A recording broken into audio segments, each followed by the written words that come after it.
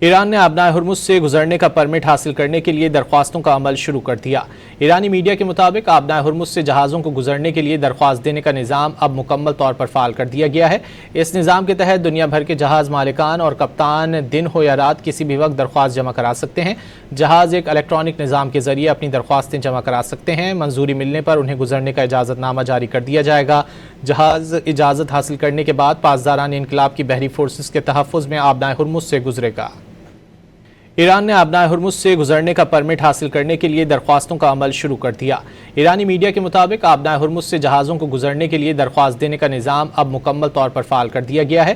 اس نظام کے تحت دنیا بھر کے جہاز مالکان اور کپتان دن ہو یا رات کسی بھی وقت درخواست جمع کرا سکتے ہیں۔ جہاز ایک الیکٹرانک نظام کے ذریعے اپنی درخواستیں جمع کرا سکتے ہیں۔ منظوری ملنے پر انہیں گزرنے کا اجازت نامہ جاری کر دیا جائے گا۔ جہاز اجازت حاصل کرنے کے بعد پاسداران انقلاب کی بحری فورسز کے تحفظ میں آبنائے ہرمز سے گزرے گا۔